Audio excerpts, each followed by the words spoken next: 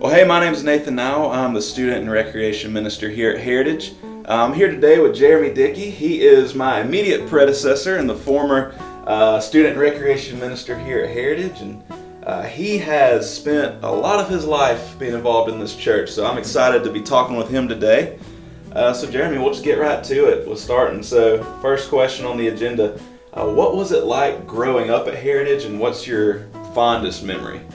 Good question. I still haven't totally grown up yet, but I would probably say just the influence of different leaders. Preferably, I guess recently in my life, I realized looking back, those men that have had an impact in my life. I think for me here, just having a lot of those older guys pour into my life, making me a better father and a better husband, and obviously a better leader. So I'd probably say just growing up, having that influence of those guys. The family atmosphere that we speak of a lot. Obviously, we have a big family, but outside of that, a big church family. And so just the love of others that poured into my life probably is the best answer for that. That's awesome. This is such a special church. Well, not only did you grow up here, but you worked here, didn't you? You worked here on staff? Sometimes. A couple days a week, yeah. So you worked here. What's your fondest memories of serving as a minister here at Heritage? The camaraderie of the staff. We always, everything was a team effort. If it was children's ministry, we jumped in. If it was student ministry, we had others jump in. Just the staff family, that family that we had. Just always a good time in staff meeting. And within those staff meetings, having somebody like Dr. Hall pour into us each and every week. Have the opportunity where I work now to be around a lot of guys. And so we always talk about being teachable. And that's one of the things Dr. Hall always taught us as a staff is, as long as we're breathing, as long as we're living, be teachable. And it's just big words from him. So. Nice. Well, I was expecting this interview to go like 30 minutes, but I mean, you're doing good today, so I got to add some time here. So we're going to do what I call a lightning round. All right. So you ready? So I need you to answer these questions very briefly. Okay. 10, 15 seconds at max, and if you aren't able to explain, full situations, that's good. Okay. Leave people wondering. All right, you ready? Favorite person to work with at Heritage?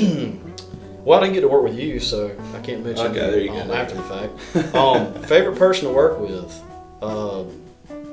Probably Keith.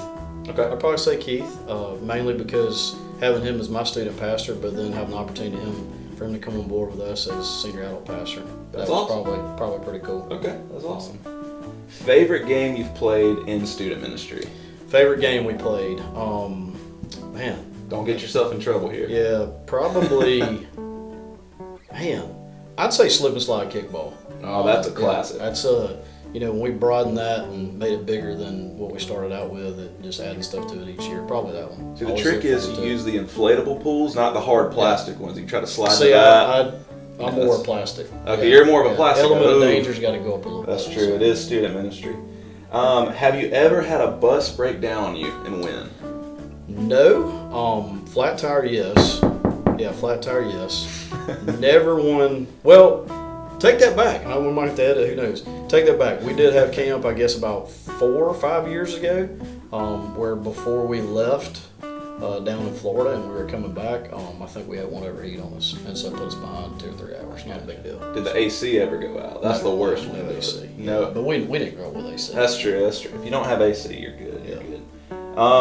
Ever been hurt playing in a church-related sporting event? Yes. Let's see. When we had our annual flag football game, I think I ended a game with a concussion. Nice. Which was okay. Good. That was the adults versus the teenagers. Of course. So you got to step your game up as teenagers, so you want to win. You got to show them the ball. So yeah, concussion. I think that was the only one. Maybe we're playing some basketball with some teenagers one night, and Kirby got me with the elbow and put the nose in another direction. There was blood on the floor. Not that big of a deal. No big deal. So did that concussion help you grow up or finally get? Yeah, it just said, hey, you just don't want to do this anymore. There you go. That helped you out. Favorite series you taught in student ministry or in front of the whole church? Man, I'd have to say we did one called Do Something, which that was a Doug Fields study, and each week we had a task. That task might have been small. It was buy lunch for another student or sacrifice that money that you would have spent on snacks that day to go towards a local project we were doing. Each week it built up, and then that last week we had an opportunity to bust into groups and go and serve. And so each week led up to, obviously, that end result. So. That's really cool. And I love hearing that from you because it helps me learn. And that's something you've been a big part with, like helping me in this position at Heritage. I've never been at a church before where the previous student pastor is right there alongside me helping me. So thank you for that. Last lightning round question. You ready for this? Yeah. I'm going to try not to get you in too much trouble here. Have you ever gotten in trouble as a kid at Heritage, and what happened? Yeah, so my mom obviously cooked on Wednesdays, and I guess I was probably 10, maybe 9 or 10 years old, so close to Davis's age right now. And before we had the gym, there was the big wall that separates the two buildings on the back side of what's the fellowship hall now was the kitchen then. And so we had supper there on Wednesday nights. And got here early one day, probably 3:30, 4 o'clock, rode my bike from our house up here. And I always like to throw a ball, which is funny. Dave still got in our house now, throws it off the wall. But I was just kind of throwing up, doing pitching, and I had a real baseball. And so I was throwing off this brick wall. First mistake. Yeah, first mistake.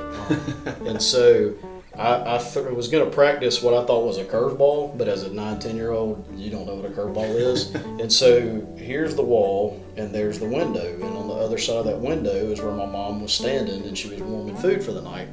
And so it did exactly what it was supposed to do. It curved, and it went to the left, and it went straight through the window. Broke the window, and the ball rolled almost a foot from her feet. And so I remember that was a great teaching opportunity for me. I knew Dr. Center, didn't know him that well, other than he was my pastor and I was a kid, but I remember my mom taking me to his office and sitting down. And I think that window was like $125. But what Dr. Center did for me is he taught me a life lesson. And so I think I cleaned a lot of bathrooms. There you go. And to pay back for that window. So quit throwing the baseball after that day. That's cool. Even when you get in trouble at Heritage, it's always a teaching moment. Always a way out. There's always a way out. And there's always people who love you. So that's kidding. awesome. No, it was a way out. It was a way to learn. It was a way to learn. Well, when the baseball goes through the window right up to your mom's feet, there's no getting out of that one. Yeah. Like, there's no option. Yeah, it's the whooping plus whatever consequences come from your pastor. Hey, there you go. I wanted to end with this question. Lightning round's over. Okay. I want to end with this question. Since you grew up at this church, you worked here, you're so familiar with the past at Heritage, what do you see for the future at Heritage? It's a good question. I think just recently looking at that 1 mile, looking at those people that live within 5 blocks of the church or half a mile down the road from the church, just seeing that area that's around you and being intentional to trying to find those opportunities to connect with them. Obviously you might have some that know the Lord that might not be connected to a church, but you do have a lot of those people locally right where you are in your neighborhood that don't have that relationship with Christ. And I think really we've always been about life change, but I think sometimes we focus so much on getting on an airplane, flying somewhere, driving 3 hours up the road, trying to do things outside of where we are in this zip code, but looking within that 1 mile, being intentional about it. I think doing that obviously allows you to be a lighthouse right here in this area. And I think when you do that, obviously you see, the benefits of that, and you see, what you're doing and how you plant those seeds. So We got a bright future here at this church. that's right. Well, that's it. Interview's over. I think we're gonna do something that student pastors are good It's at. about lunchtime, man. Let's go get some lunch. We buffet yet, or We can. okay? You paying or not Fat paying? people gotta eat, man. Well, Heritage, happy 50th anniversary, happy birthday. We are so excited to be celebrating with you. Jeremy, thank you again for joining us today. Thank you, man. So, Can we shake hands? I don't know if we can do this, but I'll Germ X when we're done. Yeah. So, all right.